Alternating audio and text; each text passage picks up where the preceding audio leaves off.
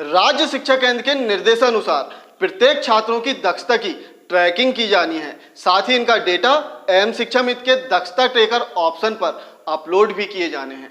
जी हाँ, नमस्कार, मैं जय डहरिया और आज हम देखेंगे कि छात्रों का डेटा कैसे हम एम शिक्षा मित्र के दक्षता ट्रैकर ऑप्शन से अपलोड कर सकते हैं। राज्य शिक्षा केंद्र भोपाल द्वारा 20 अगस्त 2020 को एक आदेश जारी किया गया, जिसमें बताया गया कि सत्र 2019-20 के एंड लाइन टेस्ट को सत्र 2020-21 का बेसलाइन टेस्ट माना जाए और इसी आधार पर छात्रों का समूह निर्धारण किया जाए। समूह निर्धारण उपरांत छात्रों की ट्रैकिंग की जानी थी, जिसके लिए प्रारूप राज्य शिक्षा केंद्र के इस आदेश में दिया गया था, जिसकी ट्रैकिंग आपके द्वारा कर ली गई होगी। अब ट्रैक किए गए बच्चों का डेटा एम शिक्षा मित्र के दक्षता ट्रैकर ऑप्शन से अपलोड किए जाने हैं। तो आइए देखते हैं कि दक्षता ट्रैकर पर कैसे हम स्टूडेंट का डेटा अपलोड कर सकते हैं। देखते हैं मोबाइल स्क्रीन पर। छात्रों के दक्षता ट्रैकिंग का डेटा अपलोड करने से पूर्व हम देखते हैं राज्य शिक्षा केंद्र भोपाल द्वारा 20 अगस्त 2020 को जारी किया गया आदेश। इसका विषय था हमारा घर हमारा विद्यालय कार्यक्रम अंतर्गत विद्यार्थियों के सीखने की प्रगति संबंधी इसमें निर्देश दिए गए थे, जिसमें बताया गया था कि गत वर्ष सत्र 2019-20 के एंड लाइन टेस्ट को इस वर्ष 2020-21 का बेसलाइन मानकर कक्षा के बच्चों को अंकुर, तरुण और उमंग समूह में चिन्हांकित किया जाना था।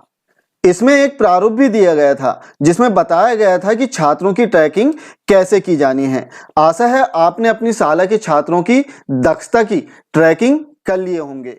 अब हम देखते हैं कि हिंदी और गणित विषय में ट्रैक किए गए छात्रों का डेटा हम कैसे अपलोड कर सकते हैं। तो इसके लिए सबसे पहले आप एम शिक्षा मित्र को ओपन कीजिए। इसे यहाँ से आपको आगे प्रोसेस कर देना है। आगे प्रोसेस करने पर आप यहाँ पर देखेंगे एक ऑप्शन हमें दिखाई देगा दक्षता ट्रैकर, हमें इस पर क्लिक कर देना है। क्लिक करते ही सबसे पहले हमें संस्था का डाइस कोड पूछा जाता है, तो हम यहाँ पर डाइस कोड फिल कर देते हैं। नेक्स्ट ऑप्शन हमें प्राप्त होता है शिक्षक / शाला प्रभारी का नाम, तो हमें यहाँ पर शाला प्रभारी का नाम फिल करना है। इसके बाद में शिक्षक / शाला प्रभारी की यूनिक आईडी, तो हम यूनिक आईडी फिल करते हैं। यूनिक आईडी फिल करने के बाद में ट्रैकिंग डेटा अपलोड करने के ऑप्शन ओपन हो जाते हैं।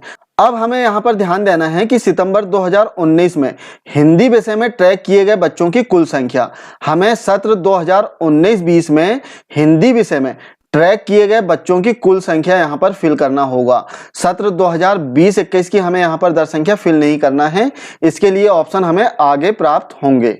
तो हम यहाँ पर सितंबर 2019 में हिंदी विषय में ट्रैक किए गए बच्चों की कुल संख्या फिल करते हैं।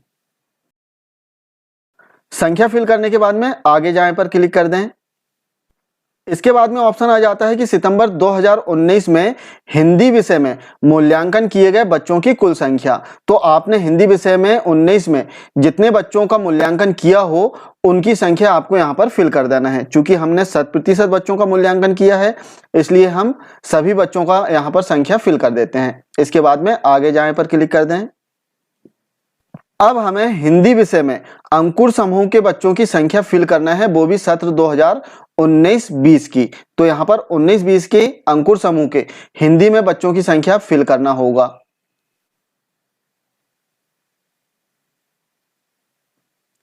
इसके बाद 19-20 में हिंदी में तरुण समूह के बच्चों की संख्या और अंत में हिंदी में उमंग समूह के बच्चों की संख्या 2019-20 की। सत्र 2019-20 में हिंदी विषय में समूहवार बच्चों की संख्या फिल कर देने के बाद में अब ऑप्शन आता है सितंबर 2020 में हिंदी विषय में कुल बच्चों की संख्या। तो हमें यहाँ पर हिंदी के लिए कुल बच्चों की संख्या फिल करना है, तो हम फिल करते हैं। सितंबर 2020 की संख्या फिल कर देने के बाद में यहाँ पर आगे जाएं पर क्लिक कर देना है। अब इसके बाद में ऑप्शन आता है कि सितंबर 2020 में हिंदी विषय में मूल्यांकित किए गए बच्चों की कुल संख्या। तो जितने बच्चों का आपने मूल्यांकन किया है उतनी संख्या आपको यहाँ पर फिल करनी होगी। क्योंकि हमने 100% बच्चों का मूल्यांकन कर चुका है, इसलिए हम 100% बच्चों की संख्या यहाँ पर फिल कर देते हैं। इसके बाद में आगे जाए पर क्लिक कर दें। अब यहाँ पर हमें शाला में हिंदी विषय में अंकुर समूह के कुल बच्चों की संख्या फिल करना होगा, जो कि सत्र 2020-21 के बच्चों की संख्या होगी। तो हम फिल करते हैं। इसके बाद में तरुण समूह के बच्चों की संख्या हिंदी विषय में, और अंत में उमंग समूह के बच्चों की संख्या हिंदी विषय में। तीनों समूह की जानकारी फिल कर देने के बाद में आगे जाए पर हमें क्लिक कर देना है। सत्र 2019-20 और 20-21 में हिंदी विषय में समूहवार बच्चों की जानकारी फिल कर देने के बाद में अब हमें गणित विषय के लिए बच्चों की जानकारी फिल करना होगा। पहले सितंबर 2019 में बच्चों की संख्या, और फिर इसके बाद में सितंबर 2020 में बच्चों की गणित में समूहवार संख्या फिल करना होगा, जैसे हमने हिंदी विषय के लिए पूर्व में फिल किए। तो हम बहुत जल्दी से इसको फिल करते हैं।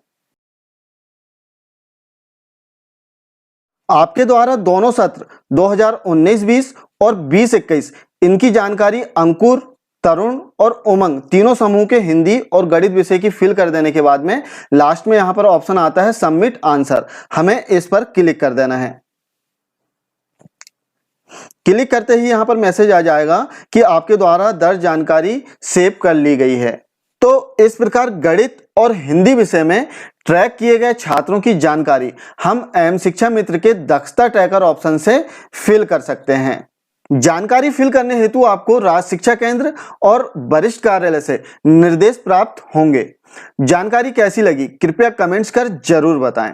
साथ ही चैनल को सब्सक्राइब करना न भूलें। Thank you.